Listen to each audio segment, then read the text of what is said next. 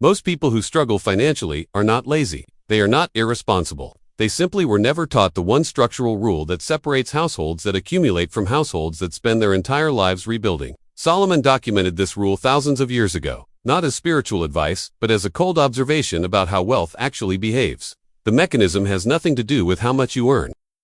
It has everything to do with what you protect before you spend a single dollar. Good people stay poor, not because goodness fails them, but because goodness was never designed to replace structure. If this challenges you, stay until the end. There is a pattern hiding in plain sight. It follows certain people for decades. It follows their parents before them, and, if nothing changes, it will follow their children after them. It is not a curse. It is not bad luck. It is not the result of a corrupt system or an unfair world. It is a misunderstanding. And the uncomfortable truth is that some of the most morally admirable people alive today carry this misunderstanding inside them without ever suspecting it. They are generous. They are hardworking, they pay their bills on time, treat others with respect, and genuinely try to do the right thing. They work long hours. They show up when others do not.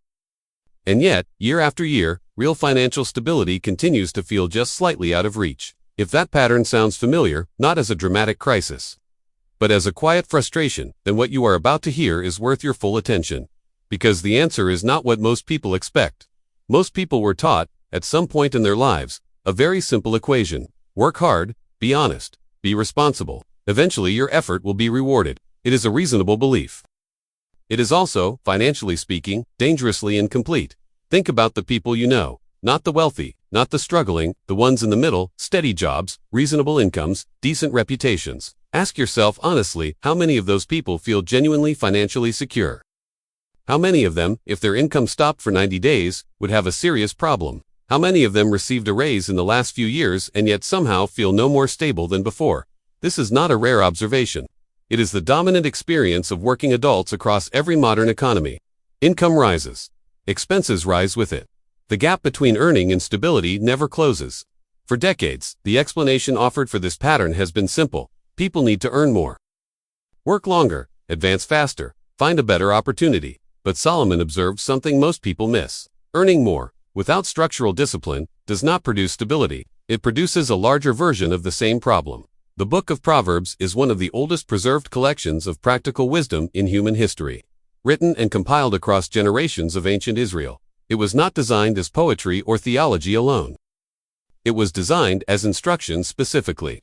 Instruction for how a household should be structured, how resources should be managed, and how families could remain stable across time while others collapsed. Solomon, to whom much of this tradition is attributed, was a man who understood wealth not as a reward for goodness but as a result of structure. His observations were not philosophical abstractions. They were cold, precise descriptions of how prosperous households behaved differently from households that struggled. The wise household behaves differently.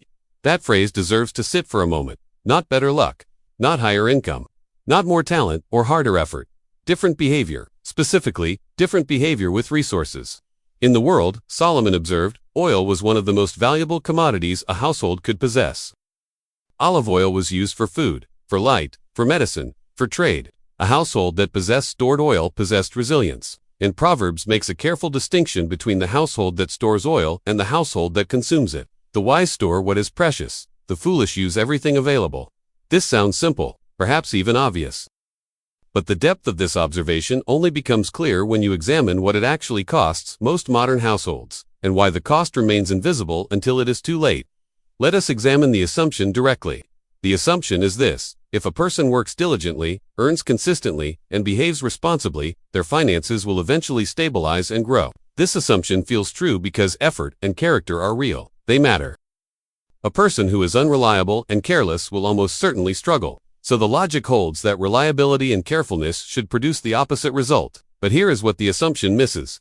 Effort and character determine how much enters a household. They say almost nothing about what happens to resources after they arrive. Two workers, same income, same job title, same hours. 5 years later, one has accumulated a meaningful reserve. The other has not. Neither is lazy.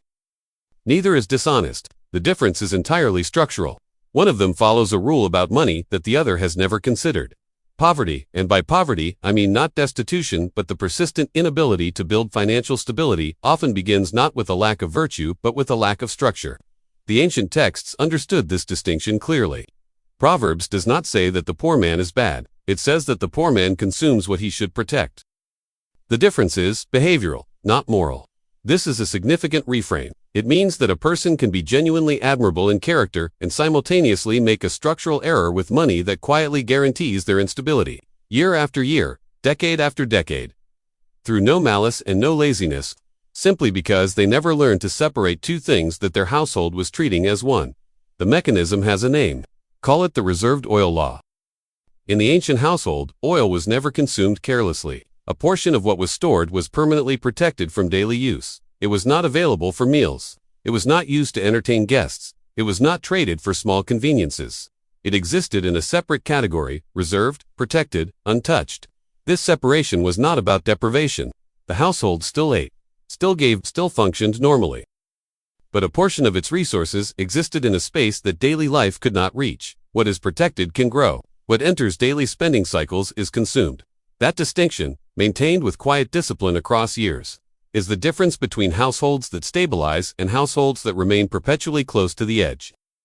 The reserved oil law, translated into modern terms, is this: a disciplined household permanently protects a portion of its resources, never allowing that portion to enter the daily spending cycle, and allows it to accumulate quietly over time, not dramatically, not overnight, quietly. The wise household behaves differently, and this is the behavior that makes the difference. The first structural principle of this law is simple but counterintuitive. Separation must come before growth. Most people operate under the assumption that they will save what remains after spending. This feels logical. Spend what you need, and whatever is left becomes your reserve. But observe what actually happens in practice. When money is available, it is spent. Not recklessly, not irresponsibly, but gradually, consistently, inevitably. Expenses find their level. A slightly better apartment, a slightly better car, a dinner out that was not planned, a purchase that was technically unnecessary but felt justified. Consumption expands to fill available resources. This is not a moral failing. It is a predictable behavioral pattern that ancient wisdom recognized and modern financial psychology has confirmed. The disciplined household does not wait to see what remains. It removes the reserve before daily life begins.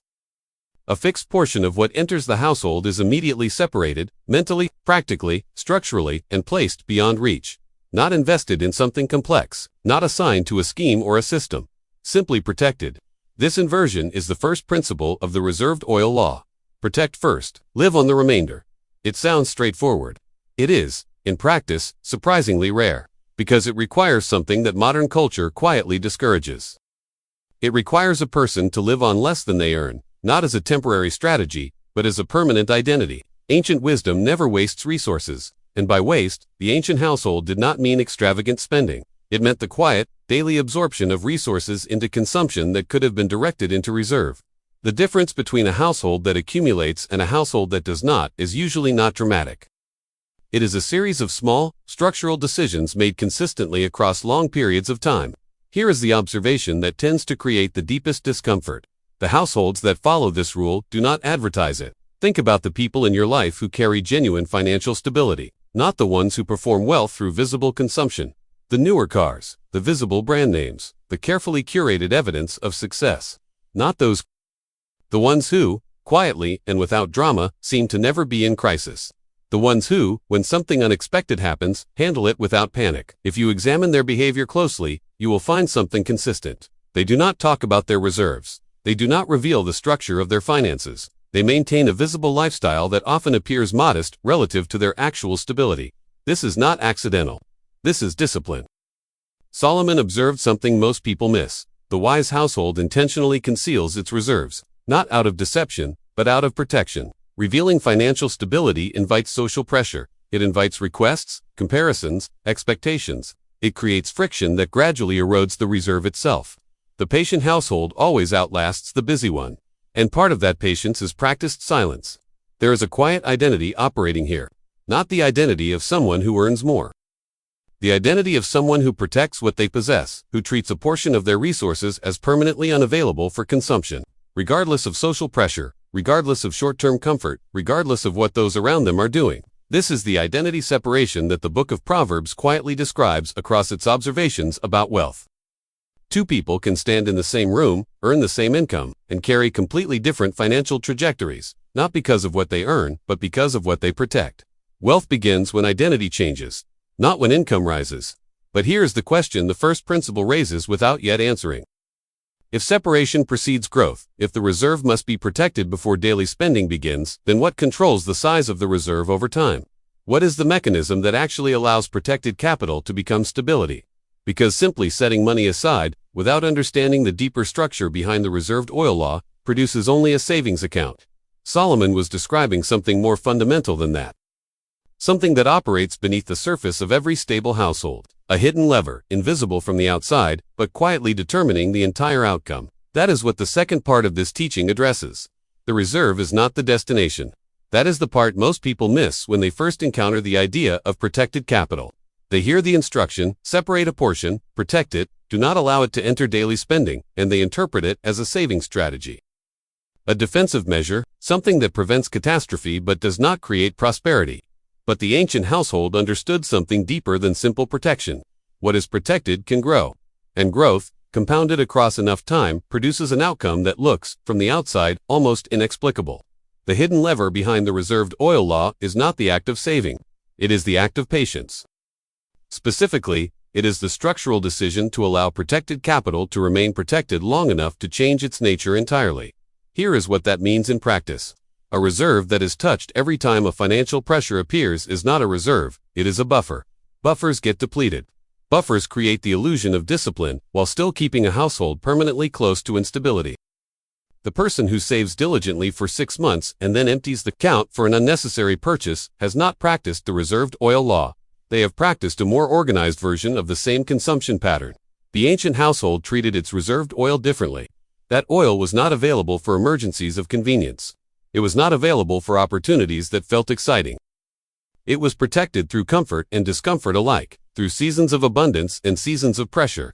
Wisdom separates before it multiplies. But it only multiplies what remains separated long enough. This is the deeper structural layer. Not just protection, but duration. The reserve must survive not one test but many. And the greatest tests are rarely dramatic crises. They are the quiet, persistent temptations of daily life. The moment when the reserve feels within reach, and the short-term logic for touching it feels entirely reasonable.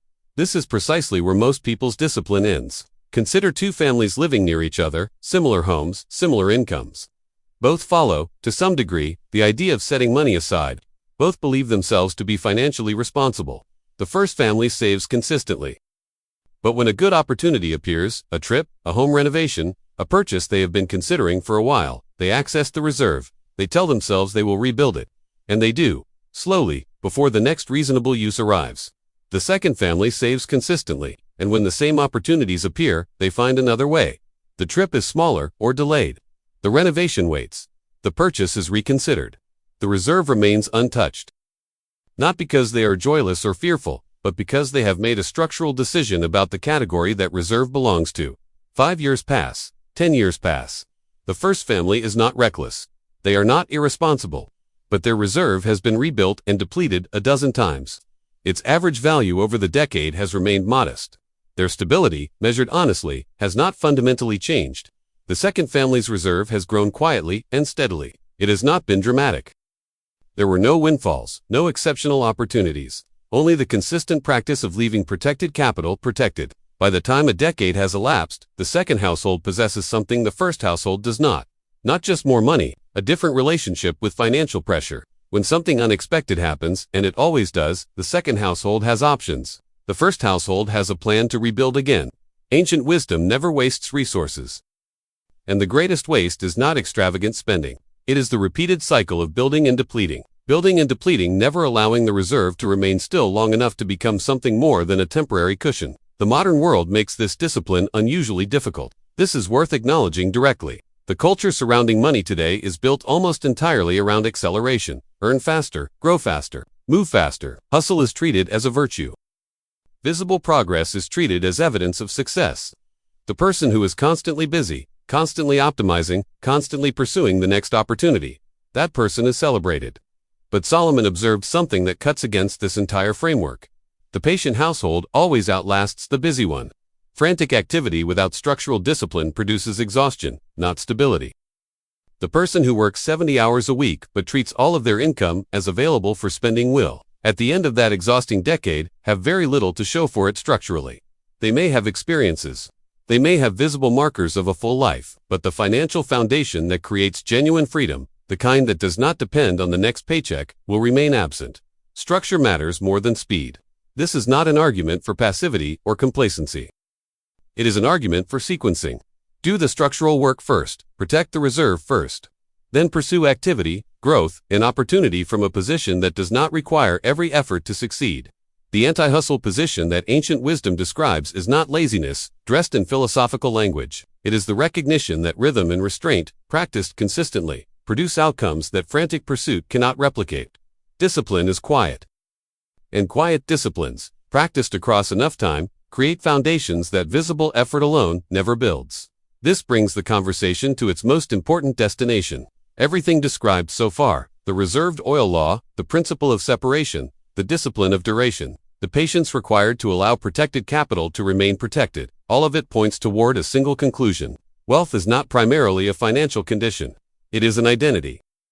The person who follows the reserved oil law is not simply using a better money strategy. They have changed who they are in relation to resources. They have adopted a specific self-understanding. I am a protector of capital, not a consumer of it. This shift sounds subtle. Its consequences are not.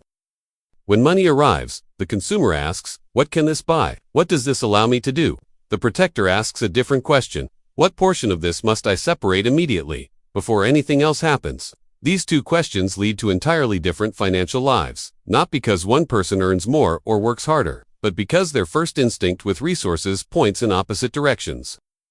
The Book of Proverbs describes this distinction repeatedly, across dozens of observations, from multiple angles. The wise household behaves differently, not just in how it spends, but in how it thinks about what it possesses. The wise man in Proverbs is not celebrated for his income. He is observed because of his relationship with what he has already received. This is the psychological rewire that the reserved oil law ultimately produces. Money stops being something that happens to you arriving, disappearing, arriving again, and becomes something you manage with deliberate structure. It stops feeling unpredictable and begins to feel mechanical, not exciting, but reliable. Reliable is underrated. Reliable, practiced across 20 years, is transformative. So what does this look like as a daily practice? The implementation is simpler than most people expect. It does not require a complex system. It does not require specialized knowledge or sophisticated tools. Each time resources enter the household, a single decision is made before anything else. A fixed portion, not a flexible portion, not whatever feels right this month, but a fixed, predetermined amount, is moved immediately into protected status. It is treated, from that moment forward, as if it does not exist for daily purposes, not invested in something complicated, not assigned to a scheme, simply separated and protected. Placed beyond the reach of daily decision-making, the remainder is what the household lives on, not the full amount. The remainder, this inversion, reserve first, live on what remains, is the daily ritual. It is not dramatic. It does not feel significant in any individual moment. But practiced consistently across months and years, it quietly restructures the entire financial identity of the household that follows it. The ancient household that stored oil was not doing something elaborate. It was simply maintaining a discipline of separation. Day after day, season after season, until that separated reserve became the foundation of everything else. Wisdom separates before it multiplies. The separation is the work. Everything that follows is a result of that work being maintained. There is one warning that belongs here, and it is the most important thing to absorb. Impatience is the mechanism that undoes everything else. A person can understand the reserved oil law clearly. They can implement it correctly. They can practice separation faithfully for months, and then, when the reserve has grown to a size that feels meaningful, the temptation arrives. The logic feels sound. The opportunity feels real, the justification feels responsible, and the reserve is accessed. And the cycle begins again. Solomon observed something most people miss about this moment specifically. The test of discipline is not the beginning. It is the middle, after the reserve has been built to a noticeable size, after the novelty of the practice has faded, after the short-term sacrifice has accumulated, and the temptation to use what has been stored feels entirely reasonable. The patient household always outlasts the busy one. And patience, in this context, means treating the reserve as permanently unavailable, not as a function of rigidity, but as a function of identity. The protector of capital does not access the reserve casually, because accessing it casually would mean becoming a different kind of person, someone whose protection is conditional.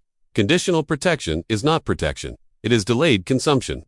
The discipline test is passed not in a single dramatic moment, but in dozens of quiet, ordinary moments where the rational thing and the wise thing point in different directions, and the disciplined household chooses wisely. Return, for a moment, to where this began. There are people in this world who are genuinely good, hardworking, and honest, and generous.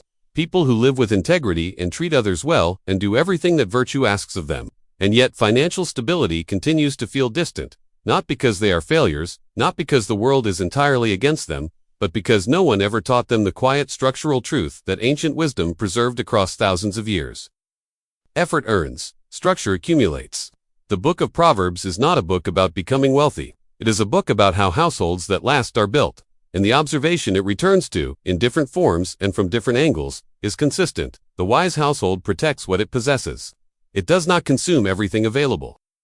It maintains a reserve that daily life cannot reach, allows that reserve to grow across time, and practices the discipline of separation as an identity, not as a strategy, not as a temporary measure, but as a permanent way of relating to resources.